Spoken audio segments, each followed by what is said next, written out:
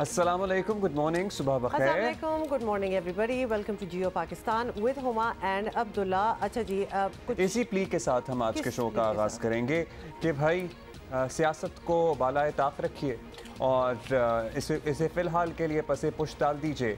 जो जलसे कर रहे हैं करते रहें, लेकिन इस वक्त मुल्क में एमरजेंसी की सूरत हाल है। लिटरली तूलो अर्ज़ की आप विजुअल्स देखें, मनाजिर देखें। कल खैबर पख्तूनख्वा से जो विजुअल्स आए, सवात मिंगोरा के अतराफ़ में शहर के शहर, बाज़ार के बाज़ार पानी में डूब गए और उसके बाद जिस जगह से पानी उतरा वहाँ लोगों का तमाम सामान पानी की नज़र हो चुका था। और इसमें एक और एलिमेंट में ज़रूर, वैसे तो हम डिटेल में बात करेंगे, लेकिन एक एलिमेंट ये भी है कि पूरी दुनिया देख रही है इस वक्त कि हम किस तरह हमारे सियासतदान जो हैं हर साइड पे एक दूसरे के पीछे पड़े हुए हैं। कंसंट्रेशन टोटल अपनी लड़ाई पे, अपने मफाद के लिए है। और जो मुल्क का हाल हो रहा है, मतलब 800-900 लोग, 900 बंदा जो है वो या तो डूब के मर चुका है या फिर गुम चुके हैं, लापता हैं। ये this is the human tragedy जो हमारे मुल्क में पिछले 1-1.5 महीने से हो रही है। लेकिन आपने देखा है कि कभी कोई लिटरली सारे बैठ के, सारे सियासतदानों ने, सारे लीडरों ने बैठ के सोचा बाकी लड़ाई बाद में, पहले चलो इसको तो कंट्रोल करें। This has become a joke in the rest of the world. People are actually talking about it. अभी हमें एहसास नहीं है, वैसे तो एहसास हो जाना चाहिए अब तक। जो लोग जान से गए वो तो गए, और ये उस तरह की क्लैमिटी नहीं थी कि बड़ा जानी नुकसान होता, क्योंकि लोगों को पहले से पता होता है, वो एवैक्यूएट कर जाते हैं। लेकिन उनके पीछे जो उनका साजो सामान होता है ज़िंदगी का, पूरे साल का अनाज होता है, जानवर होते हैं, माल मवेशी होते हैं, घर होते हैं, कच्चे मकानात तो दरकिनार, वो तो बह ही गए। लोगों के पक्के मकान बह गए। आपको सरिया, सीमेंट, रेत की कीमत पता है? मतलब लाखों से कम की बात नहीं है। अगर एक इंसान एक कमरा भी डालना चाहे और एक ही दफा बनता है। घर इज नॉट लाइक कपड़े जोड़े कि जी रोज एक नया सीजन का बना लिया आपने। एक घर होता है जो कि लिटरली जान मार के आप अपनी वो घर आप बनाते हैं, और ये हालात हैं। और लेकिन I am sorry, I will still go back to the reaction of all our leaders कि ये थोड़ा सा नी जर्क रिएक्शन जो थोड़ा सा होता है ना कि आज ही हमने ये फंड्स इनको दे देंगे, बाय द वे उन फंड्स का भी अभी कुछ नहीं पता, या फिर रिकंस्ट्रक्शन हो जाएगी, या फिर कुछ रिलीफ एफर्ट्स हो रही हैं। These are like a drop in the ocean. इस वक्त आपको दिखाना भी यही चाहिए कि this is all that is on your minds. इसी के बारे में आप सोच रहे हैं, इसी पे आप काम कर रहे हैं। लेकिन अफसोस की बात यह है कि हमें नज़र आ रहा है कि आप लोगों की कॉन्सेंट्रेशन की। अच्छा, पता है क्या, अगर इस वक्त किसी भी सियासतदान को अपना कद बढ़ाना है ना, तो ये आपके लिए मौका भी है कि आवाम के दिलों में घर कीजिए। इस वक्त आवाम की बात कीजिए, इस वक्त आवाम की मदद के लिए बाहर निकलिए। नज़र आना चाहिए लोगों को, उनके दरमियान आप मौजूद हों।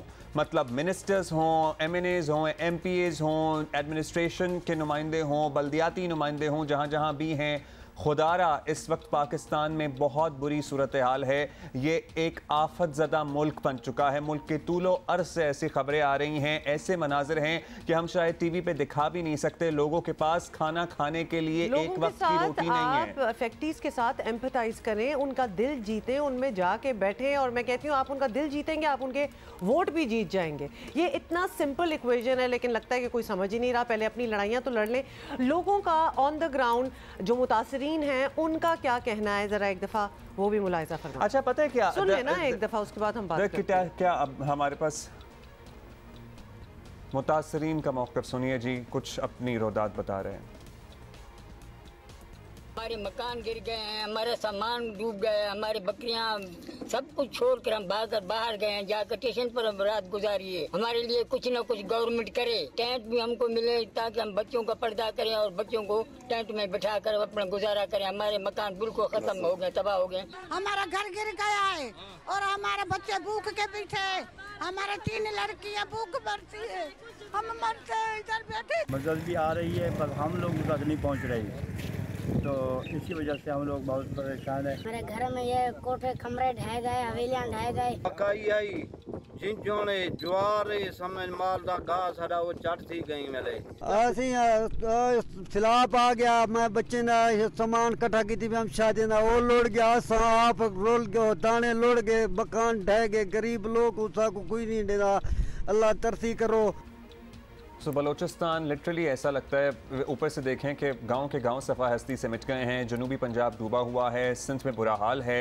ऑल्दो NDMAs PDMA सब काम कर रहे हैं। अब तो फंड्स के लिए अकाउंट्स भी कायम कर दिए गए हैं। प्राइम मिनिस्टर रिलीफ फंड है, CM सिंध का रिलीफ फंड अलहदा से है, दीगर लोग भी मदद कर रहे हैं, लेकिन अभी इससे कई ज़्यादा की ज़रूरत है। लेकिन साथ ही साथ हम इनफैक्ट हुकूमती इक़दाम जो है वो नाकाफ़ी नज़र आ रहे हैं। Clearly they are not prepared. बड़ी कैटास्ट्रोफी और बहुत बड़े एरिया पे कटा है, पूरे मुल्क ऊपर से नीचे तक ये और इसके बाद जो फूड इनसिक्योरिटी आएगी, आपको अंदाजा है कि खड़ी फसलें जो इनिशियल फेजेस में फसलें, खेत के खेत, खलियान के खलियान तबाह हो गए, बह गए पानी। ये डिजास्टर जो है ये अभी जो नजर आ रहा है वो तो है, लेकिन ये अनफोल्ड भी हो रहा है। साथ ही आपको बता दें कि बहुत से लोगों के बहुत सी स्टेटमेंट्स हैं। स्पीकर सिंध असेंबली आगा सिराज दुरानी तो मामला जो है कुदरत और अवाम पर डालकर बरीज़िम्मा हो गए हैं। वैसे जो मशवरा इन्होंने दिया है उस मशवरे पे सबसे ज्यादा तो पहले खुद अमल करें ना सर। सुने जरा।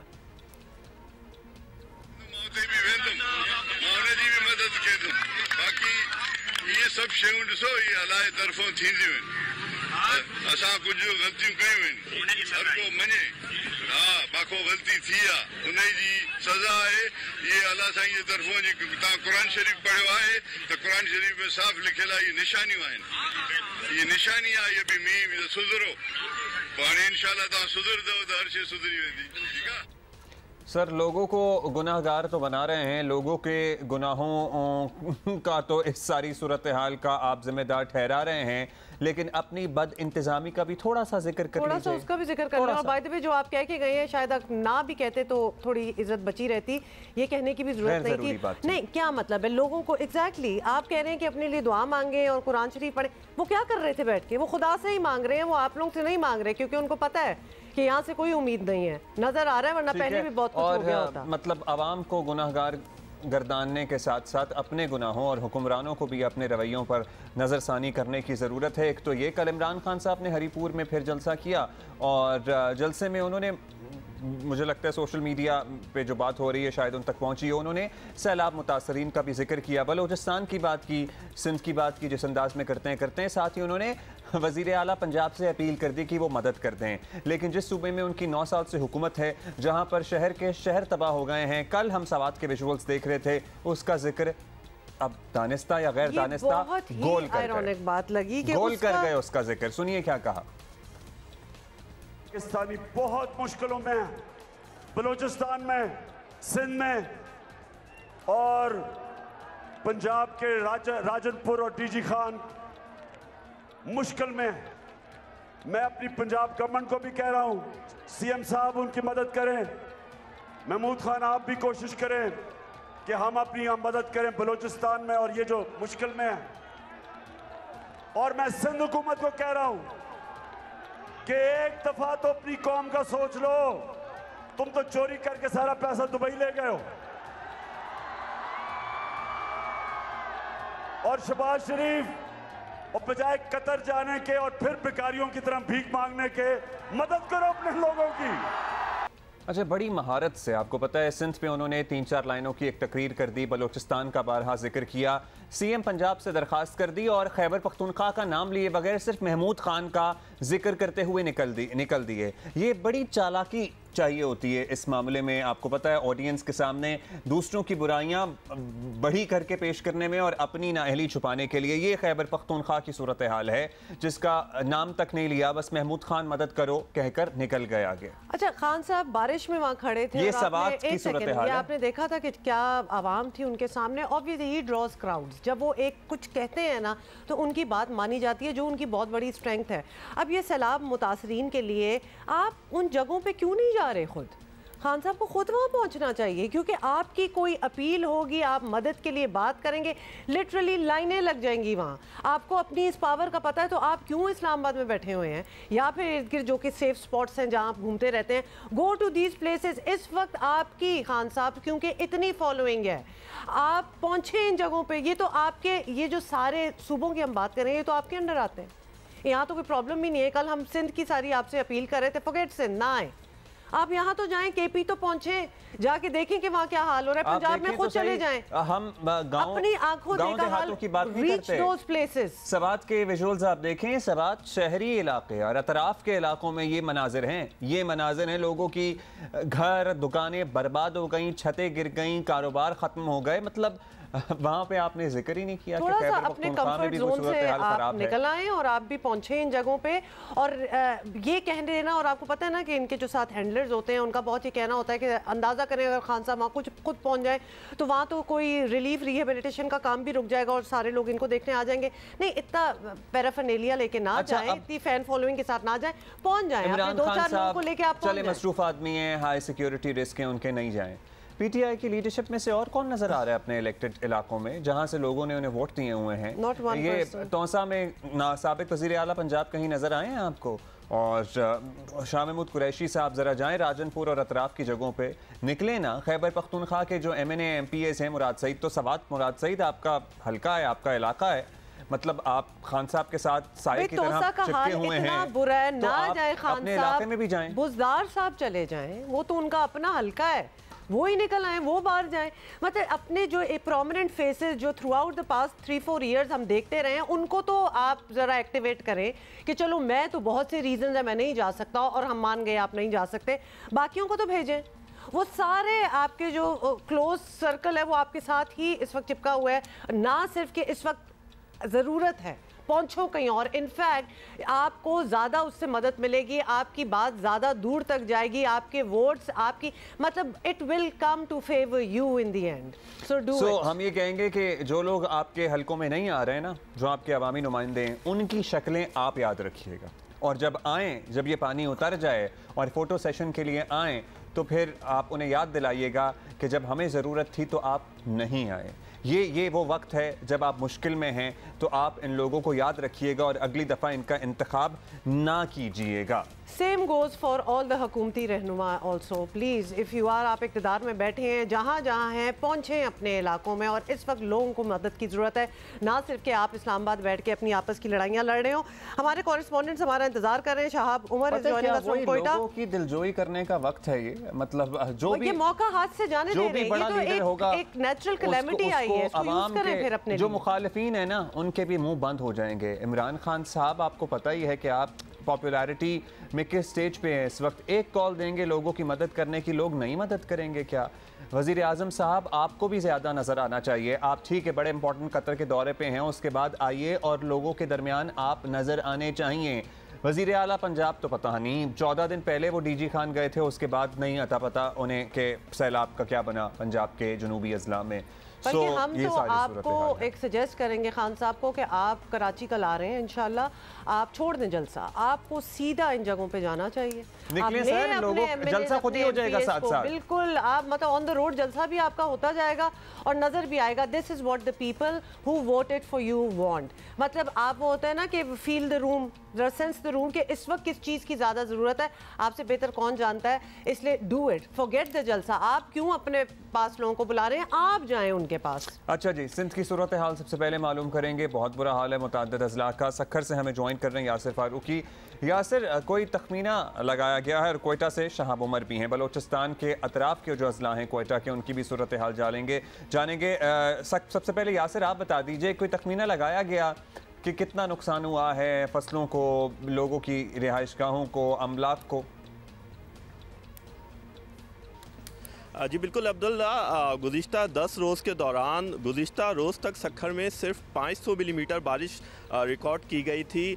मुसलसल होने वाली बारिशों के बायस ज़िला सक्खर में मकानात कच्चे हों या पक्के, इमारतें RCC हों या टेयर गार्डर हों, कोई छत ऐसी नहीं है जो ना टपकी हो। इसके बायस मोहतात अंदाजे के मुताबिक जो अब की तौर पर सरकारी वो बताया जा रहा है, 70,000 से ज़ायद मकानात गिरे हैं, जिनमें बेशतर कच्चे हैं। लाखों एकड़ पर खड़ी फसलें इससे मुतासिर हुई हैं। तजारती मराकज़ हों, रिहायशी इलाके हों, जिनमें हज़ारों की तादाद में घर हैं, वहाँ पे इस वक्त भी कई फुट पानी खड़ा हुआ है। मैं अपने कैमरामैन उसामा तलत से कहूँगा कि वह हमारे बैकग्राउंड में अगर दिखा सके कि ये वो सक्खर की मरकज़ी शाहराएँ हैं जो इस वक्त भी कई फुट पानी में डूबी हुई हैं। ये वो मरकज़ी शाहरा है जो सक्खर को जुड़वा शहर रोड़ी से मिलाती है।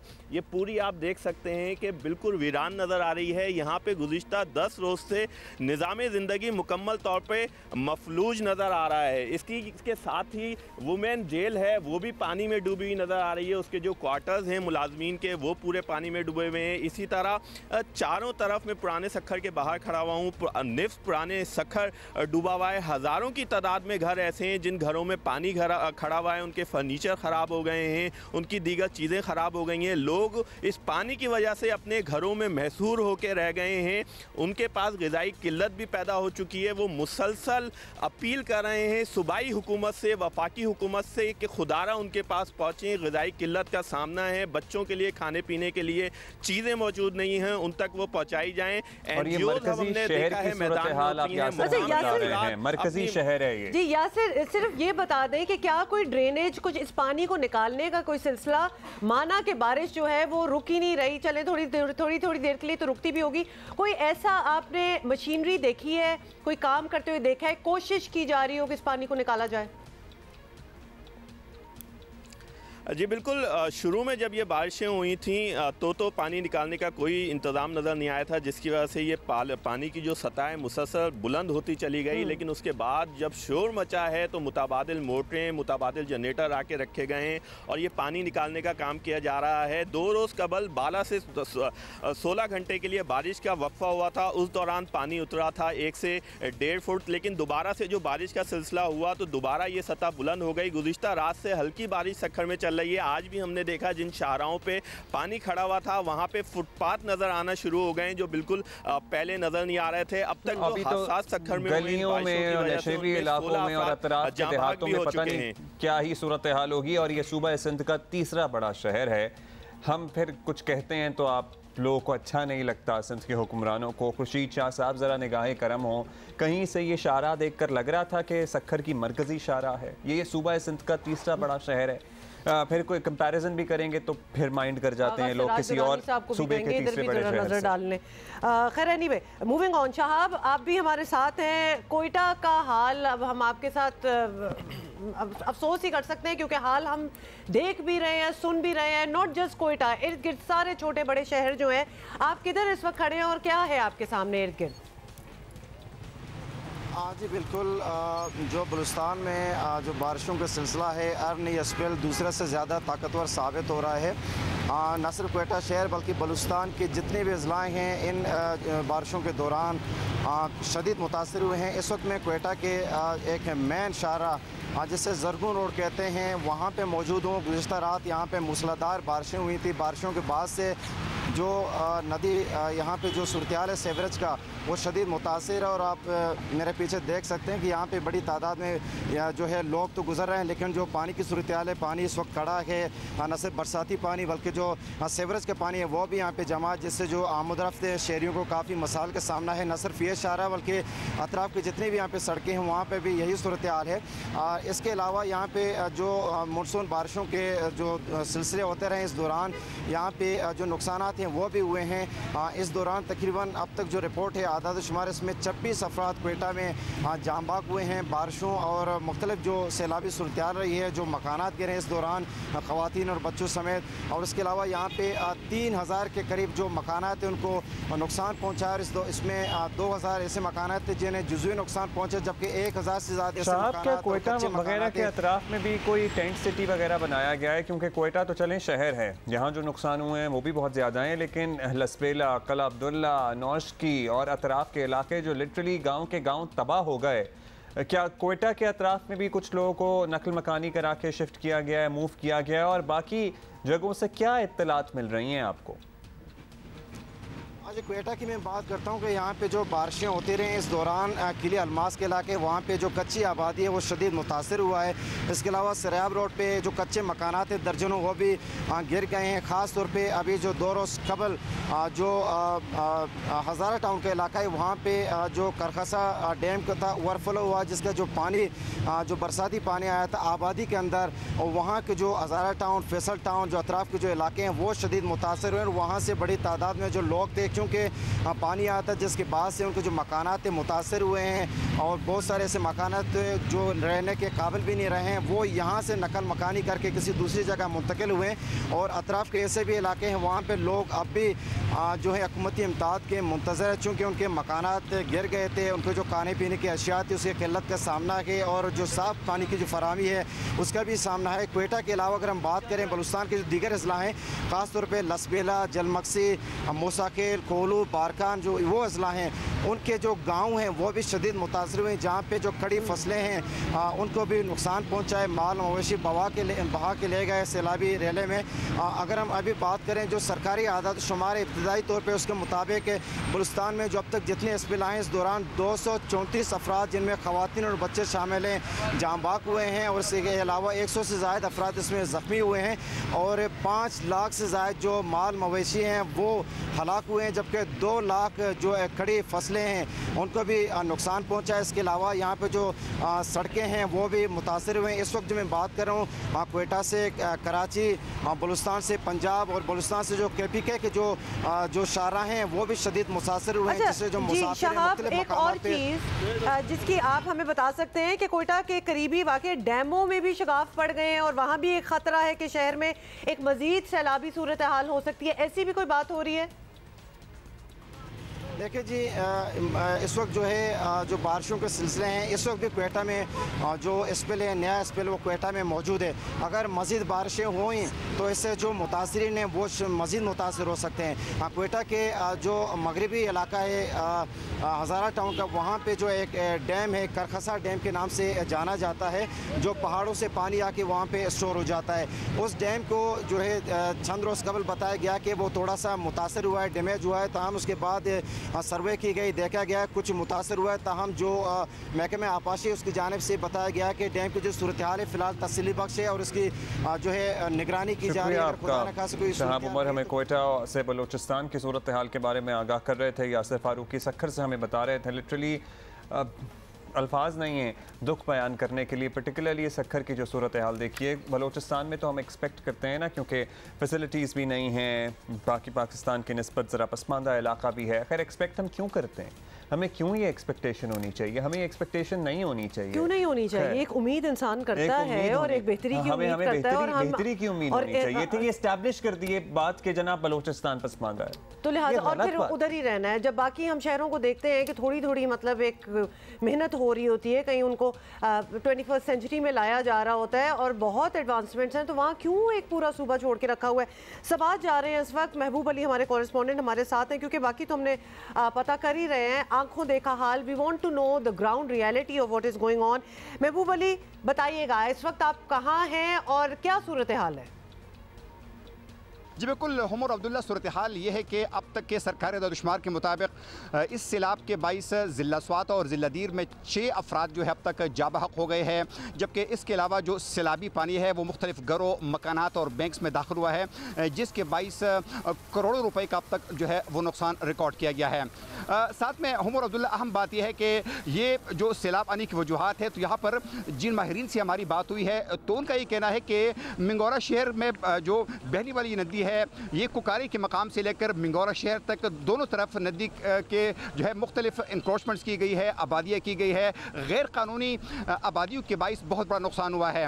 बार बार इंतजामिया के जानिब से इन लोगों को नोटिस भी जारी किए गए हैं, लेकिन अमलन इनके खिलाफ कोई एक्शन नहीं लिया गया है, जिसके बाइस जब नदी तंग हो जाती है और उसमें पानी का बहाव ज़्यादा होता है तो यकीनन इस किस्म के नुकसान जो है वो हमेशा हो जाते हैं। मिंगोरा शहर के बीच में जो बहने वाली नदी है उसके किनारे ये जो एक ग्राउंड है, हॉकी का ग्राउंड है, इसके साथ मैं मौजूद हूँ। ये आस्ट्रो टर्फ जो इस ग्राउंड में है आज से तकरीबन सिर्फ 2 माह कबल जो है वो बिछाया गया था, जहाँ पर खिलाड़ियों ने अभी खेलना शुरू किया था, लेकिन सैलाबी पानी जब इसी ग्राउंड में दाखिल हुआ तो आप इस वक्त मेरे बैकग्राउंड में भी देख सकते हैं कि इस ग्राउंड का बहुत बुरा हाल है। जनाब ग्राउंड का तो क्या ही बुरा हाल है, फिर बागात, आपको पता मैं अभी 2 महीने पहले सवात और सवात में मील बागात हैं, फलों के बागात हैं, खूबसूरत इलाका है और बागात को शदीद नुकसान पहुंचा है। मतलब वहाँ पे फसलें कितनी मुतासर हुई हैं। तो मैं ये सोच रहा हूँ कि अभी तो ये पानी, अभी हमें यही इमरजेंसी है ना कि लोगों को शिफ्ट करें, उसके बाद जो फसलों को नुकसान पहुँचने की वजह से हमारे यहाँ ग़िज़ाई कमी और ख़ुराक की किल्लत पैदा होगी, वो किस तरह से पूरी की जाएगी। तो the challenges are huge and challenges lie ahead. So हम सब क्या करें? हम सब या तो ये सोच लें कि हमने सिर्फ सियासत करनी है, एक दूसरे पे इल्ज़ामात लगाने हैं, मुकदमात कराने हैं और तकरीरें करनी है, या फिर हम इस मुल्क के लोगों की कुछ मदद कर लें और फॉर अ चेंज इस मुल्क के गरीब आवाम का सोच लें कि इनके साथ हो क्या रही है। मतलब सर पे छत नहीं है, सड़क बह गई है, दुकान में पानी आ गया है और बिजली के बिल वैसे ही मार रहा है। अच्छा, इस पे ऑब्वियसली हम भी बहुत बात कर सकते हैं, लेकिन इस वक्त हमारा पूरा पैग ये है कि हम आपको बताएं कि क्या हालात हैं, ऑन द ग्राउंड रियलिटीज़ क्या है। आपको पता है इस्लामाबाद में बहुत भारी सिक्योरिटी कर दी गई है इंसदाद दहशतगर्दी की अदालत के बाहर, क्योंकि इमरान खान साहब आज मौजूद होंगे, कुछ ही देर में पेश होंगे और खातून जज ज़ेबा चौधरी और इस्लामाबाद पुलिस के अफसरान को धमकियाँ देने पर इंसदाद दहशतगर्दी एक्ट के मुकदमे में उनकी आज अदालत में पेशी मुतवक्के है, इनफैक्ट है। इस्लामाबाद हाई कोर्ट ने राहदारी रिमांड मंजूर करते हुए इमरान खान को 3 दिन के अंदर ट्रायल कोर्ट में पेश होने का हुक्म दिया था और वज़ीर दाखिला राना सनाउल्लाह कहते हैं कि अगर अदालत ने ज़मानत मनसूख की तो इमरान खान को गिरफ्तार करना मजबूरी होगी। अगर ये फैसला हो जाता है तो ये जो कारकुनों वाली ये बातें कर रहे हैं ना कि जी हम बड़ा कोई जो है वो वायलेंस करेंगे और बड़ा लोग जो है वो बाहर निकल आएंगे, ये सारी जो है ये चीज़ें हमने मैयर की हुई हैं, कुछ भी नहीं होगा। और अगर हमारा आर्गूमेंट प्रिवेल कर गया और इनकी ज़मानत जो है वहाँ से मनसूख हो गई तो फिर गिरफ़्तार करना तो फिर मजबूरी होगी। अच्छा जी, अगर खान साहब गिरफ्तार नहीं भी होते तो दबाव पहले से ही बहुत है और उन पर सीधे नाअहली के 3 केसेस भी हैं, जिनमें ममनुआ फंडिंग केस है, तोशाखाना रेफरेंस है और तौहीन अदालत का नोटिस शामिल है। और इसके अलावा दहशतगर्दी और दिवा 144 की खिलाफ वर्जी का एक केस है। और साथ ही आपको बता दें कि कानूनी माहिरीन का ख्याल है कि खातून जज और पुलिस अफसरान को धमकाने के मामले में इमरान खान के बचने का तरीका यही है कि वो अपनी गलती तस्लीम करते हुए गैर मशरूत माफ़ी मांग लें। अब उन्हें अपने लहजे में नरमी लानी पड़ेगी, शायद इसीलिए कल हरीपुर जलसे में इमरान खान धमकियों से जो है वो थोड़े से मोहतात नजर आए, वजाहत पर आए, लेकिन अवाम को साथ ही आखिरी कॉल का ऐलान भी कर दिया। लेकिन एट द सेम टाइम उन्होंने ये भी कहा कि मैंने कौन सा कोई गलत बात की थी। 3 चीजें मैंने कही। मैंने कहा नंबर 1 कि जिन लोगों ने ये जुल्म किया पुलिस ने, हम उनको छोड़ेंगे नहीं। दूसरा मैंने ये कहा हम कानूनी तौर पे एक्शन लेंगे, ये नहीं कि मैं डंडा पकड़ के मारूंगा। और तीसरी चीज मैंने कही कि ये शर्मनाक चीज है, उसको नंगा करके आप तशद्दुद करो। तो क्या मैंने इसमें कोई गलत बात कही है? मेरी कॉल जब आएगी तो चारों तरफ से इस्लामाबाद की तरफ लोग निकलेंगे, लेकिन मैं उम्मीद ये कर रहा हूं कि उससे पहले साफ और शफाफ इलेक्शंस का ऐलान कर दिया जाएगा। हमारी मुकम्मल करो, अवाम तैयार है, मेरी पार्टी भी तैयार हो जाए। अच्छा जी, केस लड़ेंगे, माफ़ी नहीं मांगेंगे, लेकिन ये फैसला इमरान खान ने करना है कि वो अपने सियासी करियर को आगे कैसे लेकर चलते हैं। आया वो इदारों पर हमले करते रहेंगे या लहजे में नरमी लाएंगे। अब तक उन्हें लगता है कि उनकी जारहाना सियासत अवाम में मकबूल हो रही है, लेकिन साथ ही साथ उन्हें इस बात का भी खतरा है कि इस पॉलिसी में खतरात भी मौजूद हैं, वो नाअहल भी हो सकते हैं। कई माहिरीन कानून भी ये कह रहे हैं कि इमरान खान को संजीदा किस्म के कानूनी चैलेंजेस का सामना है। और कल जब हम हामिद मीर साहब की गुफ्तगू सुन रहे थे शाहजेब खानजादा साहब के शो में, जिसमें बहुत सी उन्होंने बातें की जिसमें हमें बाज़ औक़ात तो बहुत सी बातों पर हैरानी हो रही थी, लेकिन एंड में हामिद मीर साहब ने ये भी कहा कि ये जो ज़ेबा चौधरी साहिबा वाला मामला है इसको शायद सीरियसली नहीं ले रहे हैं, या तौहीन अदालत वाला जो मामला है इसे सीरियसली नहीं ले रहे हैं इमरान खान। बात है, अगर माफ़ी मांग ही लें तो मतलब एटलीस्ट एक मामला तो ज़रा ख़त्म हो जाएगा और बाकी मामले हैं ऑब्वियसली उसके महाज पे भी आपको लड़ना है। सीनियर तजियाकार सहाफ़ी तलत हुसैन हमारे साथ हैं। तलत साहब, आज इंसदाद दहशतगर्दी अदालत से खान साहब ज़मानत जो है वो लेनी है, उन्होंने नाकाम हुए तो हुकूमत जो है वो गिरफ्तारी का ऐलान कर चुकी है ऑलरेडी। आपको लगता है कि हुकूमत इस पोजीशन में है कि खान साहब पर हाथ डाल सके, उनको अरेस्ट कर सके? देखें, इमरान खान बहुत सारा काम करते हैं जिसके उनको नताइज नहीं भुगतने पड़ते, और इसी वजह से उनको अनोखा लाडला का टाइटल मिला हुआ है और उस टाइटल का वो भरपूर फ़ायदा भी उठाते हैं।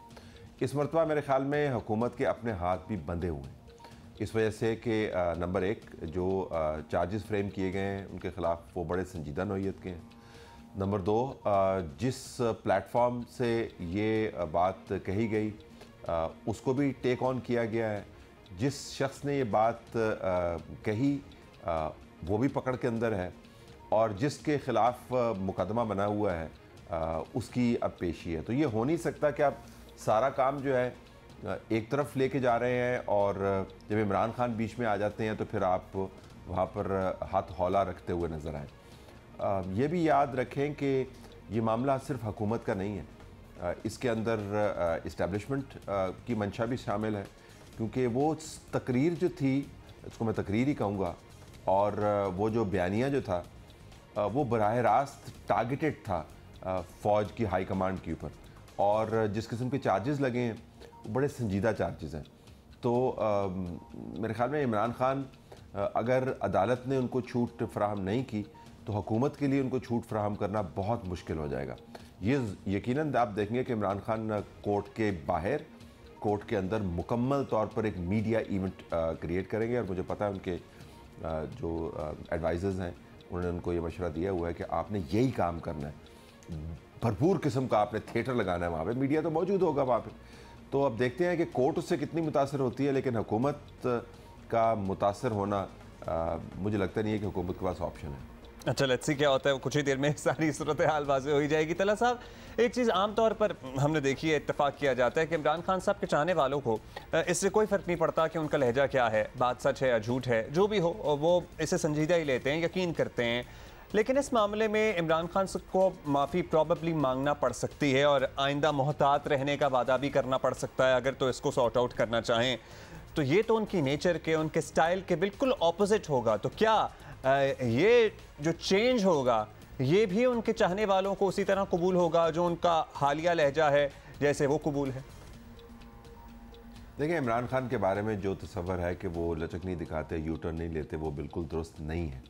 अगर आप इससे ज़्यादा अहम और संजीदा मामले के ऊपर बात करें, उसकी भी उन्होंने वजाहत देने की कोशिश की है। गिल साहब को वो कहते हैं अंग्रेज़ी में through him under the bus, उन्होंने डिसोन कर दिया उसको और कह दिया कि उसको नहीं कहना चाहिए था। हालांकि सबको पता है कि गिल इस तरह की बात कर नहीं सकता अगर इमरान खान ने आशीर्वाद न दी हुई। तो इमरान खान ने उसके ऊपर भी लचक का मुजाहरा किया। अदालती मामलात के ऊपर आप आएँ तो इमरान खान ने शर्मनाक का लफ्ज़ इस्तेमाल किया कोर्ट के सामने जाके, फिर उसकी वजाहत की और उसके बाद लचक दिखाई, वहाँ से निकल गए। उस वक्त कोर्ट्स जो है ना लीनियंट व्यू लेती होती हैं। अब इस केस के अंदर मेरे ख्याल में अबहाम की गुंजाइश नहीं है। जो इमरान खान के अल्फाज हैं बड़े वाज़ेह अल्फाज हैं, उन्होंने कहा क्या है और थ्रेट किया क्या है, वो जो नोटिस किया है उसके अंदर वो तहरीर भी लिखी हुई है कि ये आपने अल्फाज किए, और 2 तो सत्र हैं उसके अंदर जिन्होंने बात की है। तो ओपन एंड शट केस लगता है वो, आप समझें कंटेम्प्ट का, और ओपन एंड शट केस है इंसाइटमेंट टू वायलेंस का। अब कोर्ट जो है वो क्या फ़ैसला देती है, इमरान खान के जो चाहने वाले हैं वो उसकी क्या तशरीह करते हैं, इस बात से कतई नज़र ये बिल्कुल आप जहन में रखें कि इमरान खान किसी वक्त भी कोई भी स्टैंस अपना तब्दील कर सकते हैं। जो चाहने वालों का आपने जिक्र किया, अब देखें, मैं पहले भी किसी जगह पे कह चुका हूँ, तो चाहत का तो मतलब ही यही है कि जो जिसको आप चाह रहे हो उसका बुरा भी आपको अच्छा लगे। तो अगर इमरान खान का बुरा उसके चाहने वालों को अच्छा लगता है तो फिर इमरान खान कुछ भी कर सकते हैं। शुक्रिया आपका तलत साहब। और अच्छा, बहुत से केसेस जो होते हैं वो ओपन एंड शट लगते हैं सीमिंगली, लेकिन वो बिल्कुल इतनी जल्दी शट भी नहीं होते और बहुत कुछ होना पड़ता है। अच्छा, क्या होता है जारी सियासी अदम इस्तेहकाम के बायस बलूचिस्तान के सैलाब ज़दगान नज़रअंदाज हो रहे हैं। ये तो हम पहले भी आपको बता चुके हैं, और साथ ही हम आते जाते आपको ये अपील करेंगे, ये आपसे दरख्वास्त करेंगे कि जो भी फ्लड रिलीफ अकाउंट्स वगैरह कायम किए गए हैं, आप उसमें पैसे डोनेट करना चाहते हैं तो करें, आप टेंट वगैरह ख़रीद कर देना चाहते हैं तो दें। अगर आप किसी को पर्सनली जानते हैं जो इन इलाकों में मदद पहुँचा रहा है तो वहाँ आप खुद भी जा सकते हैं। या फिर साथ आपको बता दें कि अगर आप जिस बैंक में भी आप बैंकिंग करते हैं, आपका अकाउंट है, आप वहाँ जाके प्राइम मिनिस्टर का जो फ्लड रिलीफ का है अकाउंट्स वहाँ हैं, आप वहाँ भी डोनेट कर सकते हैं। My mother did that yesterday, तो वो मुझे बता रही थी कि रिलेटिवली आसान है, आप वहाँ जाके भी कर सकते हैं। अच्छा जी, एक बहुत सारी आपको पता है खबरें आई रही हैं और ये खबरें हम तक पहुँचा रहे हैं हमारी जियो के रिपोर्टर्स और हमारी टीम जो तंदही से इन इलाकों में, इन सैलाब ज़दा इलाकों में कवरेज के लिए मौजूद है। खुसूसी रिपोर्ट एक तैयार की है तारिक अबुल हसन ने और वो कुछ हक़ाइक़ से पर्दा उठा रहे हैं। बलूचिस्तान में सैकड़ों इंसानी जानें गुज़िश्ता माह से जारी मुसलसल बारिशों और 25 जुलाई को आने वाले तबाहकुन सैलाब की नज़र हो चुकी हैं। सैलाबी रेले इतने तबाहकुन थे कि हज़ारों घरों को या तो बहा कर ले गए या उन्हें रहने के काबिल न छोड़ा। कई ख़ानदानों में कमाने वाला नहीं बचा और कई ख़ानदान ऐसे हैं जिनके रोज़गार का ज़रिया ही ख़त्म हो गया। उथल की नवाही बस्ती लाखड़ा में 4 बच्चों की माँ ज़ोहरा का बताना है कि सैलाबी रेला इसके घर की दीवार तोड़कर यूं दाखिल हुआ कि अब घर में सैलाब रहे तो रहे, वो और इसके बच्चे नहीं रह सकते। पानी अंदर दाखिल हो गया, कुआं बना दिया पूरा। देखो आप देखें पूरा भरा हुआ है। अब कैसे हमें डर लगता है, यहाँ बच्चों को भी बिठा नहीं सकते, गलियों में बाहर बैठे हुए हैं। हमारे छोटे बच्चे वो बेघर हो गए हैं सर, और मेरे हस्बैंड भी बेरोजगार है। ज़ोहरा को घर छुपाने के लिए खैमा तो मिल गया, मगर लजबेला में घरों के टूटने के बाद खैमों में मुकीम खानदानों का सबसे बड़ा मसला बैतुल क़ला है। 3 मकान हम लोगों का गिर गया, 1 कमरा बच गया है, उसमें 4 भाई हम लोग रह रहे हैं। अभी क्या कर सकते हैं हम लोग, कोई हम लोगों से तावन करो, हम लोग गरीब बंदे। अभी क्या 4 भाइयों में से रोजगार हम लोगों का सारा यही है, काम धंधा था, ये झाड़ी वाले हम लोग। अब यहाँ तक आए हो, हमारी आवाज़ आवाम तक पहुँचाओ, बड़ी हुकूमत तक पहुँचाओ कि ताकि देखें हम भी यहाँ गरीब लोग हैं, भूख मर रहे, छोटे छोटे बच्चों के साथ बेसहारा गलियों में बैठे हुए, कोई भी सहारा हमें नहीं है सर। घर टूट गए और कुछ भी नहीं है, खाने पीने के लिए नहीं है, बाथरूम भी नहीं है, बच्चे कहाँ जाएंगे। और खाने पीने के लिए जब जिधर भी जाते हैं, बड़े दफ्तर में जाते हैं तो वो भी कुछ नहीं देते, और लेडीज थाना में जाते हैं तो वो भी कुछ नहीं करते। पानी बहुत घर में आ गया, बह गया, और हम बच्चों के लिए कुछ नहीं कर सकते।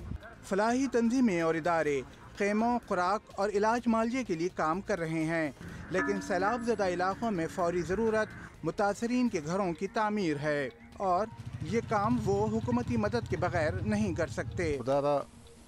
NGOs वाले राशन के बजाय अब उन लोगों को घर तामीर करके दें जो छत से महरूम हो गए, लेकिन खुद आके देखें और वहीं ऑन दी स्पॉट जगह देख के तयन करके कि उनका कितना उनको मदद की ज़रूरत है इतना करें। वज़ीर-ए-आज़म ने सैलाब में जाँ बहक होने वालों के वर्सा के लिए 10 लाख और घरों से महरूम होने वाले ख़ानदानों के लिए 5 लाख रुपए देने का ऐलान किया, मगर सैलाब मुतासरीन का बताना है कि 3 हफ्तों से ज़ायद गुजर गए, मगर अभी तक ये रकम उनको नहीं मिल सकी। कैमरामैन ज़ुबैरुद्दीन के साथ तारिक अबुल हसन, जियो न्यूज़, लजबेला, बलूचिस्तान। बस हम यही आपसे दरख्वास्त करेंगे कि आप इन लोगों की मदद करें। पाकिस्तान को इस वक्त मदद की ज़रूरत है। अभी आगे बढ़ेंगे और एक विजुअल जिसने कल से ज़रा हम सब की तवज्जो हासिल की, क्योंकि संडे के लिए बड़ा डर लग रहा है, क्योंकि आपको पता है ना इंडिया पाकिस्तान मैच अभी से मुझे तो इनवाइट्स आना शुरू हो गए, आपको पता है वो स्क्रीनिंग एंड गेट टुगेदर्स वाले। तो जो दुनिया क्रिकेट के 2 बड़े रिकॉर्ड बैटर्स जो हैं वो मुलाकात कर रहे हैं, और हम आपको नाम बताएंगे, हो नहीं सकता। तो बाबर आजम और विराट कोहली की मुलाकात हुई है दुबई की ICC क्रिकेट अकेडमी में। आपको पता है कि एशिया कप T20 की तैयारियां जो हैं उसमें पाकिस्तान समेत भारत और अफगानिस्तान भी है, बाय द वे। टीम में जो है वो तैयारियों में मसरूफ है। पाकिस्तान क्रिकेट टीम अपनी जब ट्रेनिंग खत्म कर चुकी तो फ्लड लाइट्स में फ्लड लाइट्स में भारतीय टीम की ट्रेनिंग शुरू होना थी, तो वो मैदान में पहुंची और इस मौके पर बाबर आजम और विराट कोहली ने गर्मजोशी से एक दूसरे से मुसाफा किया और मुस्कुराते हुए ये छोटा सा विजुअल वायरल हो गया। अच्छा जी, मौजूदा सूरत हाल में हम सबका एक ही सवाल होता है कि बारिशों का जो सिलसिला ना ख़त्म होने वाला सिलसिला है, ये ख़त्म कब होगा और कब ज़रा रिलीफ मिलेगा और कब ज़रा अच्छी कड़कती हुई धूप के 10-12 दिन एट स्ट्रेच मिलेंगे। और पता है कुछ आपके घर की चीज़ें होती है ना, जैसे गद्दे शद्दे, और इतनी गर्मी हो रही है, हर चीज़ में नमी नमी आ जाती है कराची में, तो अब धूप निकले तो उसको धूप लगाएं।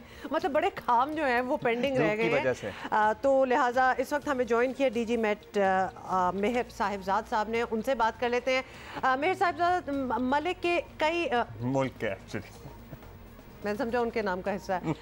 अच्छा जी, छोड़ दें सब कुछ। ऑब्वियसली हम बारिशों की बात कर रहे हैं और बहुत ही बुरा हाल है। हम पूरी एक पिछले घंटे में एक डिटेल दे चुके हैं। कौन सा हिस्सा है जो इस वक्त सैलाबी सूरत हाल में नहीं मुब्तला? मज़ीद बारिश से हालात जो हैं वो मज़ीद बिगड़ेंगे। तो आप ये बताएं कि आने वाले दिनों में किन इलाकों में बारिश हो सकती है, कहाँ आपको लगता है अब दैट स्पेल इज़ ओवर? बारिश जैसा कि आप पहले ही काफ़ी ज़्यादा बारिश रिकॉर्ड की गई है, बल्कि इवन के सिंध के कुछ इलाके जो हैं वहाँ तो हिस्ट्री की सबसे ज़्यादा बारिश पडीदन एक स्टेशन है, वहाँ पे 1550 मिलीमीटर ये मानसून के सीज़न में रिकॉर्ड की गई है। अभी ये बारिशों का सिलसिला जो है ये तकरीबन से स्टार्ट हुआ है और ये सिंध के अक्सर इलाके जो हैं इसकी ज़द में होंगे और बलूचिस्तान और फिर जनूबी पंजाब के कुछ इलाके, डेरा गाजी खान डिवीज़न और इसके अलावा बकर डिस्ट्रिक्ट जो है, लिया है, इनके आसपास के इलाके जो हैं ये बारिश की ज़द में होंगे। बारिश तो दूसरे इलाकों में भी होगी पंजाब के, लेकिन यहाँ पे काफ़ी ज़्यादा बारिश का इम्कान है। और जिस तरह पहले हिल टोरेंट्स की वजह से लोगों का यानी लोग पानी का काफ़ी बड़े रेले आते रहे, तो दोबारा इसी तरह की सूरत हाल पैदा हो सकती है। डेरा इस्माइल खान डिवीज़न जो है, जो KPK का जनूबी डिवीज़न है, वहाँ पे भी दरियाए कुर्रम और उसके जो कैचमेंट एरियाज़ हैं वहाँ पे काफ़ी ज़्यादा बारिश का इम्कान है। बारिश के साथ साथ चूँकि पहले भी सैलाबी कैफियत पैदा हो चुकी है, इस वक्त जो है हाई फ्लड पोजीशन जो है वो गुद्दू पे है और सखर बैराज पे है, तो ये भी रेला आगे चलता चलता जो है कुछ इलाकों को इफ़ेक्ट करता जाएगा। सिंध के ज़ीरी इलाके जो हैं वहाँ तक भी ये पहुँचेगा, लेकिन इससे भी काफ़ी थोड़ा सा यानी पानी जब फैलेगा बस्तियों में या शहरों में तो उससे भी थोड़ी सी सूरत हाल पैदा हो सकती है। जो हालात बन चुके हैं, सर्टनली हर कोई यही पूछ रहा है कि मानसून बारिशें ख़त्म कब होंगी। महकमा मौसमियात ने कुछ अंदाज़ा लगाया है कि कब ये सिलसिला रुक जाएगा अक्रॉस द कंट्री? बिल्कुल जी, आपने जैसा कि ये देखें, मानसून जो है सीज़न वो 3 महीने पे मुहित होता है पाकिस्तान में, जुलाई, अगस्त और सितंबर। अब जुलाई में भी मामूल से काफ़ी ज़्यादा बारिशें और अगस्त में भी काफ़ी ज़्यादा बारिशें हैं। ये महीना तो अगला आने वाला भी जो है वो मानसून का ही है, लेकिन ये सिलसिला जो है अगले 48 घंटों के बाद सूरत हाल थोड़ी सी बेहतर हो जाएगी। मानसून में अभी तक कोई इतनी अच्छी ब्रेक नहीं आई थी, लेकिन इन बारिशों के बाद जो है 27 अगस्त के बाद लग रहा है कि जी थोड़ी सी ब्रेक आएगी और सूरत हाल बेहतर होगी। उसके अलावा सितंबर में भी तो बारिशों का इम्कान दोबारा भी हो सकता है, क्योंकि मानसून सीज़न अभी तक ख़त्म नहीं हुआ है। इन बारिशों के बाद कुछ ब्रेक तवक्को है। बहुत शुक्रिया आपका महसाबजाद साहब, DG मेट हमारे साथ मौजूद थे। बहुत देर से हम ये जिक्र कर रहे हैं, इस पर बहुत रिसर्च भी हो चुकी है कि जो सारा सिलसिला है और ग्लोबली वेदर जो है वो चेंज हुआ है। बिल्कुल पहले जो होता था अब नहीं रहा। आप UK में ही देख लें कि लिटरली रिकॉर्ड तोड़ कोई हीट वेव वहाँ आई है, लोग वहाँ से भी बता रहे हैं। तो ये क्लाइमेट चेंज का एक पूरा सिलसिला है जिसको अब हमें ज़रा सीरियसली लेना चाहिए और we should take all those measures जिससे हम कुछ कंट्रोल कर सकते हैं। Federal minister for climate change Sherry Rehman हमारे साथ हैं। शहरी रहमान साहब, मुल्क में इस वक्त जिस तरह की सैलाबी सूरत हाल है, आप भी देख रही हैं, हम भी दिखा रहे हैं, तबाही उस लेवल की है कि अफसोसनाक मनाजिर भी हैं और ऐसा हमने पहले शायद हम कह सकते हैं कि इतने लार्ज स्केल पे हमने नहीं देखा। तो वैसे तो ऑब्वियसली हुकूमत का आप हिस्सा ही हैं, लेकिन फिर भी क्या आपको लगता है कि सब हुकूमतों ने बर वक्त और भरपूर रिस्पांस दिया है या फिर कुछ कोताही हो गई, इंक्लूडिंग आपकी पुरानी हुकूमत है? बिल्कुल। देखिए, इसमें कहना आसान है कि कोताही हुई है। मुझे इतना पता है कि मैं अभी NDMA वॉर रूम से आई हूँ, हमने वहाँ वॉर रूम बनाया हुआ है इस्लामाबाद में, और जो हमारी कैपेसिटी है पूरे मुल्क में हर PDMA की, हर NDMA की और सूबाई जितने भी अजला हैं अपने DCs बेचारे नीड्स असेसमेंट बना के भेजते हैं और फिर दूसरा साइकिल आता है। इस तरह की बारिशें तूफ़ानी पाकिस्तान में हमने कभी इतने इंटेंसिटी, इतनी तेज़ी और तुंदी से नहीं देखी, और हमने 7 से 8 साइकिल कभी मानसून में पाकिस्तान में मेरी ज़िंदगी में मैंने कम से कम नहीं देखी है। मैंने चेक भी किया, ये पहले भी आपसे अर्ज़ किया था कि 30 साल का एवरेज जो हमारा मेट ऑफिस निकालता है, उन्होंने तो जुलाई में मुझे पहली जो प्रेस कॉन्फ्रेंस मैंने की थी उसमें 500% और 600% से बढ़कर सिंध और बलूचिस्तान में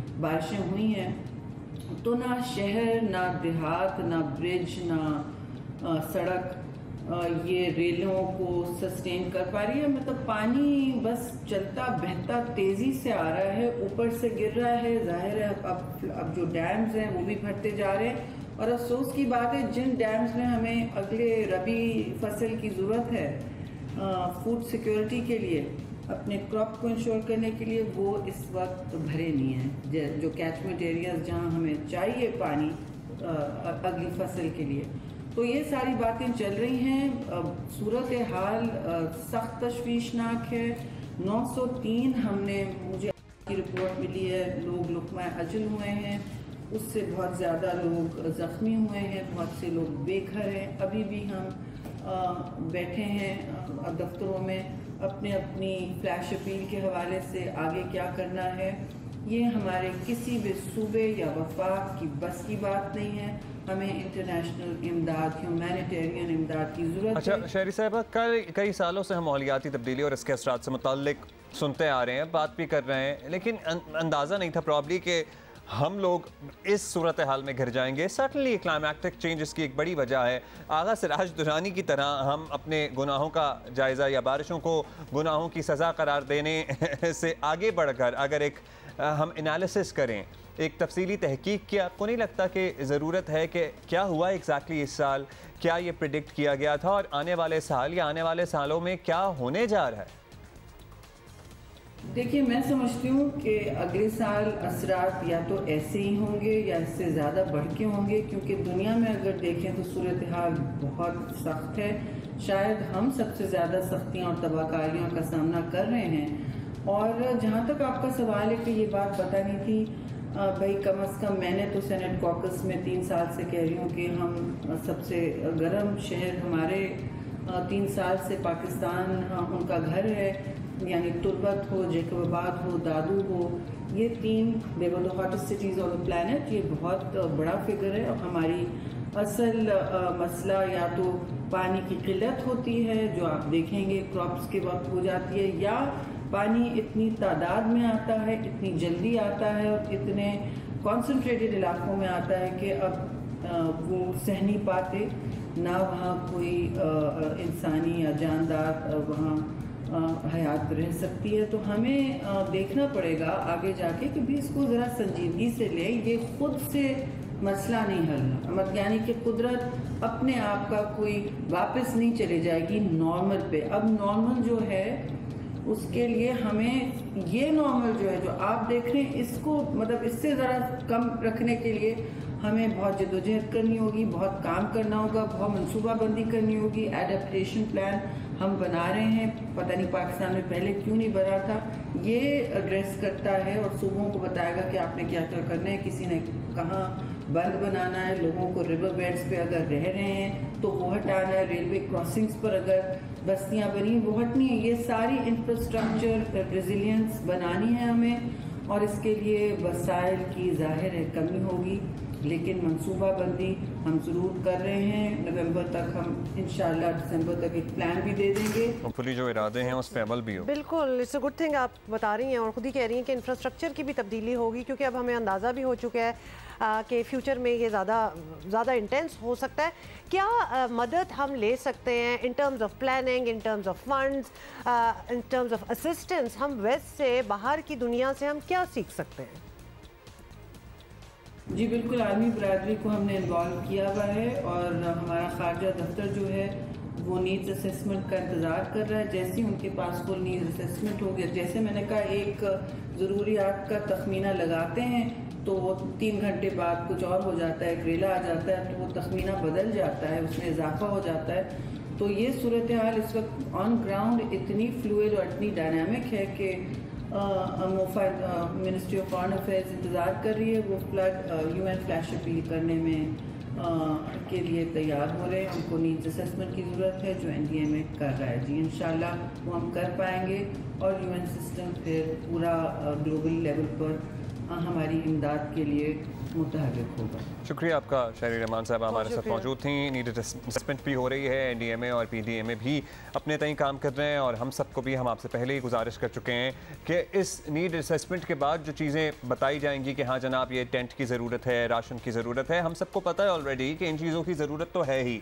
सो वो असेसमेंट्स तो सरकारी आदाद व शुमार होते हैं कि कितने घर गिरे। सो हम ऑलरेडी डोनेट करना शुरू करें। ऑलरेडी पता है, हमें ये भी पता है कि हम सबके हालात टाइट हैं, हम सबके बड़े मुश्किल हालात हैं। तो एक तरफ बिजली के बिल हैं, दूसरा महंगाई है, रुपए की कदर है, ये सारी चीज़ें हम सब की ज़िंदगियों पे अफेक्ट कर रही हैं। लेकिन फिर भी बहुत नहीं, थोड़ी मदद तो सभी कर सकते हैं और जितना मदद करेंगे उतना ही वापस मिलता है। मतलब ये तो ज़िंदगी में करके भी देख लिया, अच्छी नीयत के साथ करें तो सब कुछ ठीक रहता है। किसी के बजट में, किसी की पॉकेट में कोई डेंट पड़ता नहीं है। अच्छा जी, अभी हम एक मसला एक हो तो बात करें ना। इतने मसले हैं और ये मसला अब तक ख़त्म हो जाना चाहिए था। प्लीज़ इसको सीरियसली लें। पंजाब और खैबर पख्तूनख्वा के मज़ीद 3 शहरों के माहौलियाती जो नमूनों में पोलियो वायरस की तस्दीक हुई है और हुकूमती महमात के बावजूद मुख्तलिफ इलाकों से पोलियो के मरीज भी सामने आ रहे हैं, तो लिहाजा वायरस भी मिल रही है और उनके केसेस भी सामने आ गए। और ऐसे में वज़ीर आज़म ने रवां साल पोलियो की तीसरी कौमी मुहिम का इफ्तिताह कर दिया है और अब आवाम की ये जिम्मेदारी है,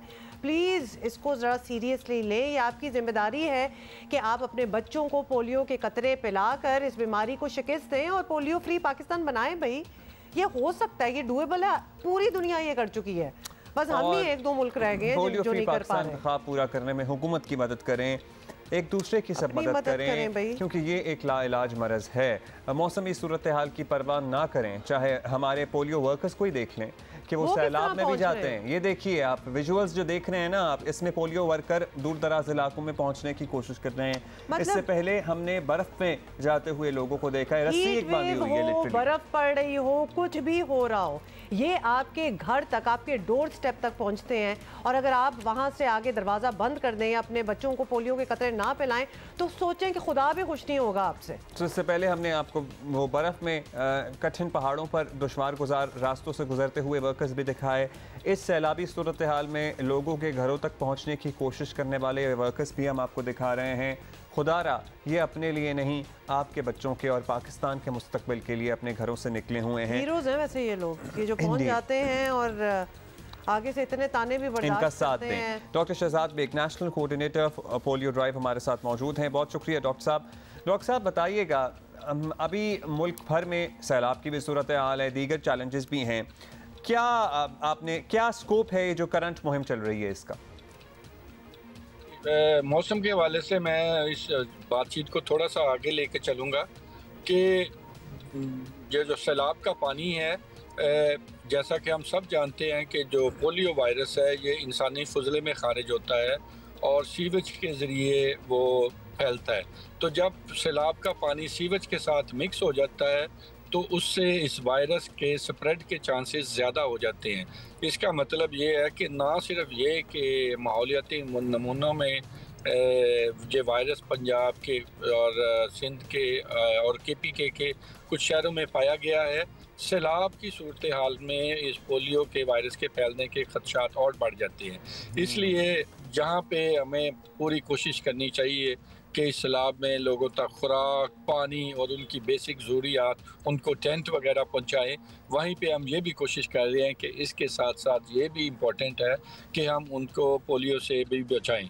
इसीलिए वज़ीर आज़म साहब ने 19 तारीख को नेशनल मुहिम का इफ्तिताह किया है और मेरे ख़्याल में पाकिस्तान में हमारी ये सबसे मुश्किल कैंपेन है। मौसम की वजह से भी हमने इसको स्टैगर भी किया है और कि पूरे पाकिस्तान में ये एकदम शुरू नहीं हुई। साउथ KP और कराची को हमने पहले किया था, अब जो है वो पंजाब, सिंध और KP के दीगर अजला में कर रहे हैं। लेकिन जो सैलाब की वजह से अभी भी मुतासरा ज़िले हैं वहाँ हम 29 तारीख से ये कैंपेन स्टार्ट करेंगे। अच्छा डॉक्टर साहब, क्या ये कहना भी सही होगा कि माहौलियाती नमूनों में जो ऑब्वियसली वायरस है वो हमारा मौसम इतना ख़राब हुआ है, हर जगह सैलाब है, तो इसके फैलने के भी चांसेस ज़्यादा हो जाते हैं? बिकॉज इस साल जो है वो हम ऑब्वियसली ज़्यादा केसेस भी देख रहे हैं, तो क्या is it because of this climate change और हमारे जो हालात हैं, फ्लडिंग हो रही है हर जगह, उसको आप करेंगे, रिस्पॉन्सिबल ठहराएंगे? नहीं जी, ऐसे नहीं है। जो वायरस जो है वो साउथ KP में मौजूद था। ये जो ईद के मौका पर और मुहर्रम के मौका पर जब ज़्यादा छुट्टियां हुई हैं तो लोग अपने अपने शहरों में वापस गए हैं, ख़ासकर KPK में, और उसके बाद वापस आए हैं, जिसकी वजह से वायरस जो है वो वहाँ से निकल के तो पाकिस्तान के दूसरे शहरों में भी गया है। लेकिन जिन जिन इलाकों में सैलाब आया हुआ है, अगर वहाँ भी वायरस पहुँच जाएगा तो वहाँ पे उसके लोगों को इन्फेक्ट होने के चांसेस ज़्यादा बढ़ जाएंगे। अच्छा, अभी भी चैलेंजेस क्या आ रहे हैं? मतलब मौसम के, सैलाब के चैलेंजेस तो हैं, लेकिन रेजिस्टेंस भी अभी, क्योंकि हमें लगता है जितनी मुहिम, इतनी बात, इतने फतवे, मेंबर मस्जिद तक का इस्तेमाल कर लिया गया, अभी भी लोग हैं जो वापस भेज देते हैं पोलियो टीमों को। मतलब हमें हैरानी भी होती है ये सुन के कि क्या चल रहा है। जी, जो हमें जो मसाइल हैं उनमें एक तो हमारे ऑपरेशनल चैलेंजेस तो बहरहाल है कि बाज़ इलाकों में हमारी कैंपेन क्वालिटी इतनी अच्छी नहीं होती जितनी कि दूसरे इलाकों में होती है। लेकिन जो हमें सबसे ज़्यादा चैलेंजेस का सामना करना पड़ता है वो ये है कि जब हमारी टीम वहाँ पे दस्तक करती है तो लोग रिफ्यूज़ करते हैं कि वाई पोलियो, हमें बाकी दूसरी चीज़ें क्यों नहीं दी जा रही, हमें सड़क बना के दें, हमें पुल बना के दें। उसकी वजह से लोग इनकार करते हैं। उसके बाद कुछ वालिदैन होते हैं वो कहते हैं कि इन कतरों में उनको एप्रीहेंशंस होती हैं कि इसमें कोई ख़ानदानी मनसूबाबंदी या कोई दूसरी चीज़ें मिली हुई हैं जिसकी वजह से कोई हिडन एजेंडा है, उसकी वजह से इनकार कर देते हैं। कुछ लोग जो है वो कहते हैं कि हमें हमारे जो मेंबरान्स हैं, जो रिलीजियस लीडर्स हैं, मौलवी हजरात हैं, उन्होंने मना किया है कि ये गैर इस्लामी है। सो इस तरह के बहुत सारे एक्सक्यूजेज ही हैं ऑब्वियसली, बिल्कुल जी, ये एक्सक्यूजेज ही देने वाली बात है। डॉक्टर साहब फाइनली ये भी बता दें कि क्या आपके टारगेट्स हैं जो कि पूरे हो गए हैं और क्या टारगेट्स हैं जो रहते हैं फॉर दिस ईयर? जी, इस साल अभी तक हम 2 नेशन वाइड और 2 सब नेशनल कैंपेन कर चुके हैं। ये हमारी तीसरी कौमी मुहिम है जो हम चल रही है और इसके बाद हमारा प्लान है कि हम अगले 4 माह में 1 नेशनल और 2 सब नेशनल मुहिम और करेंगे ताकि इस साल के एंड तक हम माहौलियाती नमूनों में वायरस को ख़त्म कर सकें ताकि अगले साल हम पोलियो फ्री पाकिस्तान की तरफ अपना सफ़र शुरू कर सकें। ये तो बहुत मतलब ये हम सुन तो काफ़ी अरसे से रहे हैं, उम्मीद और दुआ भी हम सब की है, लेकिन ये डूएबल नज़र आ रहा है आपको, मतलब हो सकता है? जी, मैं आज एक और जगह भी जिक्र कर रहा था कि सोमालिया एक ऐसा मुल्क है जहाँ पे कोई हुकूमत नहीं थी और वहाँ पे उनकी सिविल वार हो रही थी, लेकिन सिविल वार के दौरान ही उन्होंने पोलियो को भी ख़त्म कर दिया। अगर सोमालिया जैसे ममालिक, नाइजीरिया जैसे ममालिक ये पोलियो ख़त्म कर सकते हैं तो पाकिस्तान क्यों नहीं कर सकता? हम ज़्यादा मेहनती कौम है, हमारे वर्कर्स ज़्यादा कमिटेड हैं और इंशाल्लाह हम इसमें कामयाब होंगे। अच्छा, एक दफ़ा फिर डॉक्टर साहब 29 अगस्त को बलूचिस्तान में ये जो ड्राइव है ये पोलियो ये शुरू होगी जिसमें हमें बताया जा रहा है 4 करोड़ बच्चों को उम्मीद है कि पिलाई जी टोटल जो है पाकिस्तान में, जो पूरे पाकिस्तान में हमारे इस कैंपेन का जो टारगेट है वो 4 आप करोड़। लोगों ने आपने कोई प्लान बनाया हुआ है क्योंकि बलूचिस्तान का तो हाल वैसे इतना बुरा है कि पोलियो वर्कर्स पहुंचे ही किस तरह इन बच्चों के पे? जी, ये इंशाल्लाह हमारे इन हालात में भी हमने अपने लॉजिस्टिक प्लान इस तरह चेंज किया है और इंशाल्लाह आप देखेंगे कि जहाँ भी कोई घर होगा, चाहे वो सैलाबज़दा इलाका हो या ना हो, इंशाल्लाह हमारी पोलियो टीमें वहाँ ज़रूर पहुँचेगी। और ज़्यादा चैलेंज केपी में जो आता है, जो रेजिस्टेंस की हम बात कर रहे थे इससे पहले, वहाँ पे आप लोगों ने मतलब काउंसलिंग वहाँ पे टीमें भेजने से तो काम नहीं बनेगा ना, उसके लिए कोई स्ट्रैटेजी होगी तो ही काम जी, हमें जो सबसे ज़्यादा चैलेंज है वो साउथ केपी के जो 6 अजला हैं, नॉर्थ वज़ीरिस्तान, साउथ वज़ीरिस्तान, डेरा इस्माइल खान, टांक, लक्की मरवत और पन्नू, ये 6 अजला हैं जहाँ पे हमें सबसे ज़्यादा मुश्किलात हैं वैक्सीन एक्सेप्टेबिलिटी की। वहाँ हमें फीमेल्स मिलती जो घर घर जा सकें, वहाँ सिक्योरिटी सिचुएशन ठीक नहीं है, लोगों की वैक्सीन एक्सेप्टेंस कम है, अफ़गानिस्तान के साथ हमारी मूवमेंट बहुत ज़्यादा है। सो ऑल दीज चैलेंजेस उस इलाके में हमारे लिए सबसे ज़्यादा है और हमारी सबसे ज़्यादा तवज्जो जो है वो चलें, आपकी सबसे ज़्यादा तवज्जो भी वहीं पे है। बहुत शुक्रिया। फिलहाल हमारे पास वक्त की कमी है। डॉक्टर शहजाद बेग साहब हमारे साथ मौजूद थे, national coordinator for polio drive. ताज़ा तरीन सूरत हाल आपको बताएंगे। ATC में आज पेश होना है। इमरान खान साहब ने इंसदाद दहशतगर्दी की दफात के तहत उन पर मुकदमा दर्ज है जिसमें ज़मानत आज वो तलब करेंगे और आज एज सच वैसे कोई ड्रॉप सीन का इम्कान नहीं है, लेकिन राहदारी ज़मानत इससे कबल उन्होंने हासिल की हुई थी। पेश होने के लिए सिक्योरिटी तो सख्त है, लेकिन क्या इसके अलावा इंतज़ामात हैं और कब तक आएंगे? अयाज़ अकबर हमें ज्वाइन कर रहे हैं फ्रॉम इस्लामाबाद, उनसे ज़रा जान लेते हैं। अयाज़ बताइएगा आज एग्जैक्टली क्या कार्रवाई होनी है और अभी क्या माहौल है आपके इर्द गिर्द? जी अब्दुल्ला, बिल्कुल इस वक्त मैं मौजूद हूँ इंसदादी दहशतगर्दी अदालत इस्लामाबाद में। मेरे अकब में वो बिल्डिंग है जहाँ पर साबिक वज़ीर आज़म और चेयरमैन तहरीक इंसाफ इमरान खान ने पेश होना है। अब से कुछ देर बाद तैयारियां मुकम्मल हो चुकी हैं। जहां तक आपने सिक्योरिटी की बात की तो यहां पर हमने इस्लामाबाद पुलिस, रेंजर्स और FC की नफरी हमने यहां देखी है। इस जो G11 की ATC की बिल्डिंग है इसको चारों तरफ से कॉर्डन करके बंद कर दिया गया है। गैर मुतल्लका लोगों का दाखिला ममनू है, मीडिया को सिर्फ अलाउ है, सिक्योरिटी पर्सनल्स को यहाँ पर अलाउ है, और जो चेयरमैन तहरीक इंसाफ इमरान खान के साथ जो स्टाफ होगा उनको सिर्फ यहाँ पर आने की इजाज़त होगी। क्या चेयरमैन तहरीक इंसाफ इमरान खान की गाड़ी इस अहाते के अंदर आ सकती है कि नहीं आ सकती, इस हवाले से रजिस्ट्रार जो कोर्ट के हैं वो इजाज़त देंगे। अगर उन्होंने इजाज़त दी तो शायद उनकी गाड़ी अंदर आए, नहीं तो उनको भी बाहर से ही पैदल इस अहाते के अंदर आना पड़ेगा। इसके साथ साथ जहाँ पर उनकी पेशी के हवाले से आपने बात की, तो 3 रोज़ा राहदारी जमानत उनको इस्लामाबाद हाई कोर्ट ने दी थी, जो उनके खिलाफ इंसदादी दहशतगर्दी एक्ट के तहत थाना मरगला में जो एक FIR हुई थी 780A की, उसमें उनको 3 रोज़ा राहदारी की जो जमानत थी वो आज ख़त्म हो रही है। उनको जो है वो कानूनी तौर पर आज इस अदालत में रुजू करना है। वो इस अदालत में जब आज वो रुजू करेंगे, जवाद अब्बास की जो अदालत है इंसदादी दहशतगर्दी की, यहाँ पर वो आज पेश होंगे और यहाँ से उन्होंने बाज़ाब्ता तौर पर आज ज़मानत लेनी है। यहाँ से उनको आज इम्कान है ज़मानत उनको मिल जाएगी, जो उनका हक भी है। इसके बाद तमाम फरीकैन को नोटिस होंगे, उसके बाद फिर फर्दर जो उसमें कितना वक्त होता है, इनको 1 हफ्ते की ज़मानत मिलती है, 3 रोज़ की मिलती है, 2 रोज़ की मिलती है, 10 रोज़ की मिलती है, वो जज के ऊपर डिपेंड करता है। उसके बाद जब नोटिस होंगे, उसके बाद इनको दोबारा इसी अदालत से अपनी ज़मानत को कंफर्म करवाना है।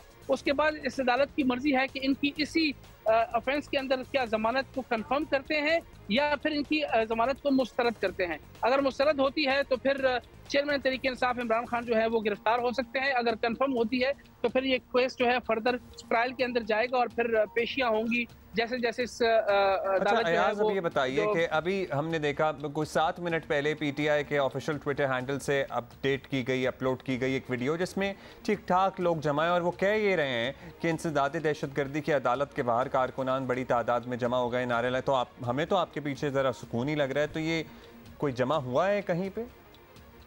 देखिए जी, ये जो अदालत है थोड़ा सा बता दूं, ये G11 सर्विस रोड पे वाक़या है। इसके जो मेरे लेफ्ट साइड पे कश्मीर हाईवे है डबल रोड पे, जो राइट साइड पे है यहाँ पर आबादी है, यहाँ पर G11 की घर है।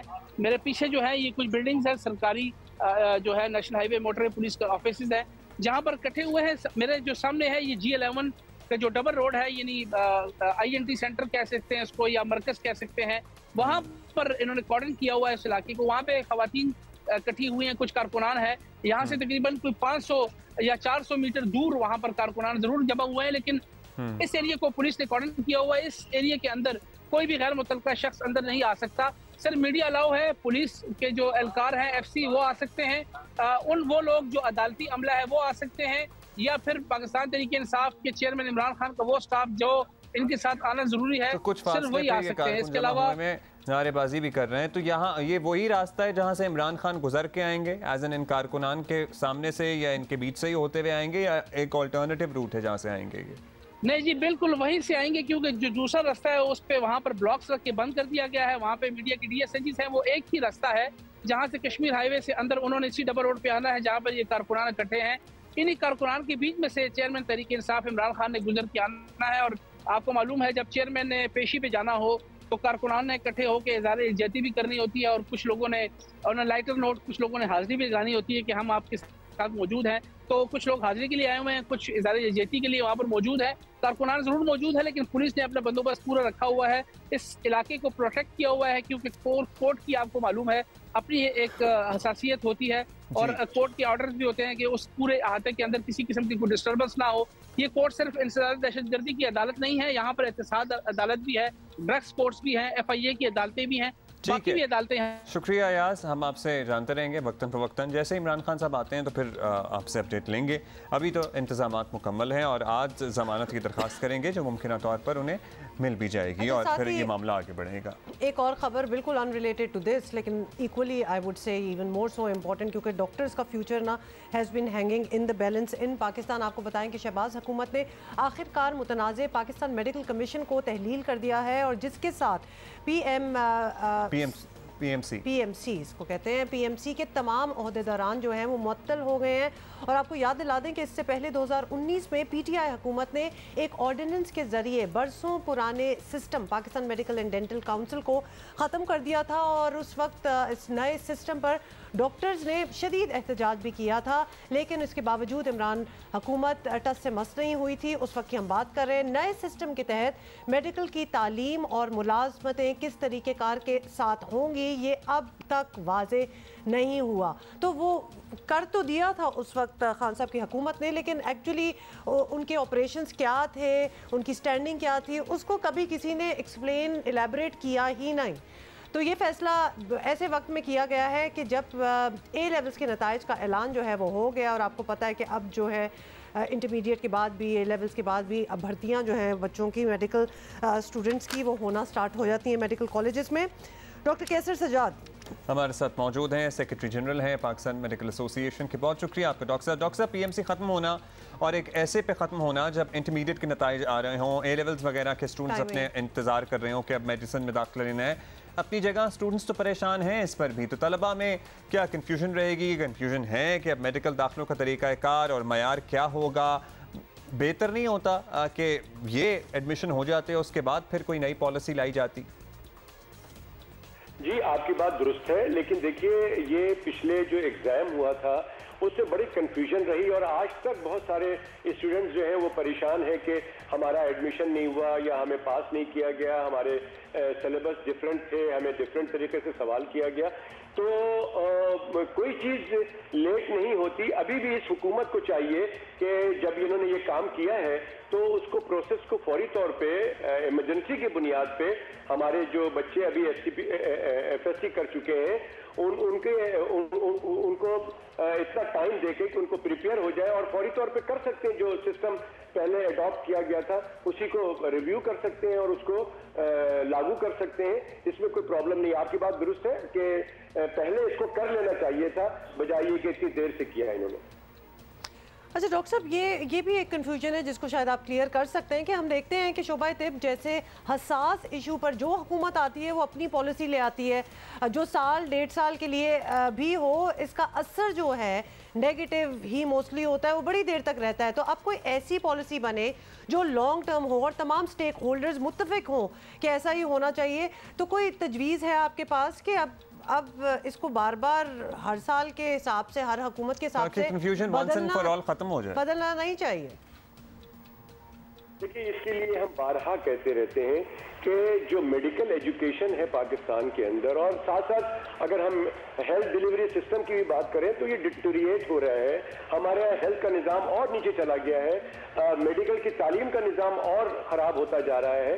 हम आपके सवाल के मुताबिक हमारा इसका जवाब एक ही है कि इस PMDC को एक ऑटोनोमस, डेमोक्रेटिक, ट्रांसपेरेंट बॉडी होनी चाहिए जो कि अपना फैसला खुद करे, ना कि हुकूमत उस पर असरअंदाज हो। दूसरी बात यह है कि जो भी कमेटी बने या जो भी काउंसिल बने वो एक इलेक्टेड बॉडी होनी चाहिए ताकि किसी को कोई शिकायत ना हो।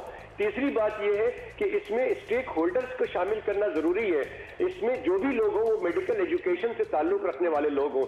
ऐसे ना हो कि जी जिनका मेडिकल एजुकेशन से कोई ताल्लुक नहीं है और वो PMDC को चलाएं, तो फिर इसी तरह से चलता रहेगा। और पाकिस्तान मेडिकल एसोसिएशन चूंकि एक बड़ी जमात है, डॉक्टरों की नुमाइंदा जमात है और मदर ऑर्गेनाइजेशन है तमाम सोसाइटीज और ऑर्गेनाइजेशन की, तो हम चाहते यही हैं कि हमारी आवाज़ जो है हुकूमत के पास पहुंचे और उसको उसी तरह से करें जैसे कि डॉक्टर्स की कम्युनिटी चाहती है, डॉक्टर फ्रेटर्निटी चाहती है, उसको उसी हिसाब से करें। ठीक, बहुत शुक्रिया आपका doctor Qaiser Sajjad. By the way senate की कायमा कमेटी ने PMDC 2022 बिल मंजूर करके आगे भेज दिया है। लेट्स सी आगे क्या होता है, फिर हम इस बारे में आपको अपडेटेड रखेंगे। अभी एक हैप्पी बर्थडे कहनी है भाई जी। Happy birthday to you. पहचाने कौन है?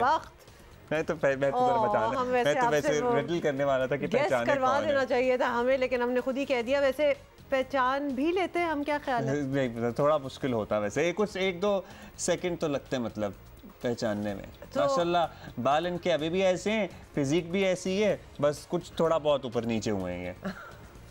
Happy birthday to him. कौन सी है ये? आपने हमें मैसेज किया कि नहीं बताना? गेस कर ले, मेरा ख्याल है नहीं बताना। आपको पता है सिकू ने मैसेज किया कि नहीं बताना? अच्छा तो आप गेस कर लेना, हमने तस्वीर तो गेस नहीं कराई, बता दिया, तो आप गेस करें और हमें ट्वीट कर दें अगर आपका दिल चाह रहा है। वैसे माशाल्लाह Siku is one of those people for them age is just a number. हाँ, दैट इज वेरी ट्रू। अच्छा, एक जल्दी से एक खबर हो जाए जिसमें हमने कल शायद जिक्र किया था। इस्लामाबाद में एक लर्ज़ाखेज़ वारदात सामने आई है जहां एक मुलजिम ने खातून को किराए का मकान दिखाने के लिए बुलाया और फिर उससे जिनसी ज़्यादती की। अपने 2 दोस्तों को भी बुला लिया, उस औरत के साथ उसका एक छोटा बच्चा भी था, उसको एक कमरे में बंद कर दिया। फिर 12 घंटे उस औरत को उस घर में रखा जो कि उसने इस प्रेटेक्स्ट पे बुलाया था कि वो उसको किराए का मकान दिखा रहा है। मतलब लिटरली रोंगटे खड़े हो गए आपको ये वाकया सुन के ही। अहमद सुबहान हमारे कॉरेस्पॉन्डेंट हैं, अब गिरफ्तारियां भी कुछ हुई हैं, उनसे ज़रा पूछते हैं कि क्या ये मामला है एग्जैक्टली, पुलिस तक कैसे खबर पहुंची और अब तक क्या पेशरफ्त हुई है? बिल्कुल, ये जुमेरात की शाम को ये वाक़या पेश आया कि जब इस्लामाबाद में थाना सेक्रेटेरिएट की हदूद में इस खातून को साद नामी इस लड़के की जानिब से बुलाया गया और बहाना किया गया कि आपको घर किराए का दिखाना है, जिस पर यह खातून वहाँ पर अपने बेटे के हमरा पहुँची और फिर इसके बेटे को एक अलहदा कमरे में बंद कर दिया गया, जो कि तकरीबन 5-7 साल का बच्चा है, छोटा बच्चा है, जो कि हमने देखा भी जब हमारी थाने में मुलाकात भी हुई इस मुतासरा खातून से।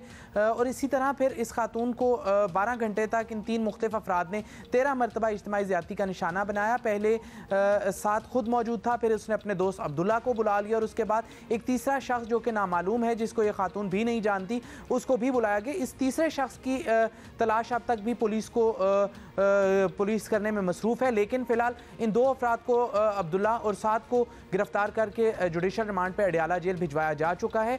जिस तरह से पुलिस को इस वाक़े की इतला हुई और फिर इन दोनों ही मुल्ज़मान को चूँकि इतला नहीं थी, ये लोग एक मरतबा से फिर से इस खातून से रब्ता कर रहे थे और इस खातून को बुलाना चाह रहे थे, लेकिन इस खातून ने उनके खौफ का शिकार होने के बजाय और जो उनकी धमकियां थी कि अगर पुलिस को या किसी भी शख्स को इतला दी तो हम आपको और आपके बेटे को जान से मार देंगे, इन धमकियों का खौफ खाने के बजाय इस खातून ने बहादुरी का मुजाहरा करते हुए पुलिस से रब्ता किया और फिर इस्लामाबाद पुलिस ने भी फौरी तौर पर कार्रवाई करते हुए इन दोनों ही मुल्ज़मान को भी गिरफ्तार कर लिया। I am speechless. अहमद सुबहान, बहुत बहुत शुक्रिया अपडेट देने का, लेकिन इनको तो फांसी पे चढ़ा देना चाहिए।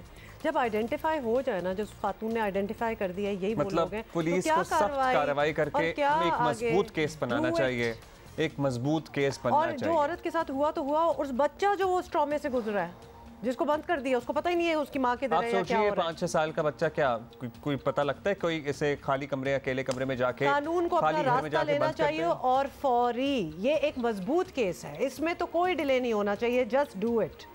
इस पे कोई नोटिस ले, वजीर आजम साहब आपको नोटिस लेना चाहिए, पर्सनली इस केस में इंटरेस्ट लेना चाहिए। इमरजेंसी है ना, पूरी दुनिया पूरे मुल्क में ही की हुई है, पंजाब में तो की हुई है, जस्ट डू इट। ये तो एक आपके सामने एग्जांपल आ गया है, बनाए इसको और करें जल्दी से। एक मक्खी है ना जो बॉदर कर रही है बहुत ज़्यादा, ख़त्म करो काम को भी। अपडेट लेना है हमने साथ ही, सॉरी मुझे हंसी आ रही है बिकॉज ये मक्खी हमें बहुत देर से अनॉय कर रही है। इमरान खान साहब पेश होने वाले हो रहे हैं ना, हो रहे हैं कुछ ही देर में इंसदाद दहशतगर्दी की अदालत में।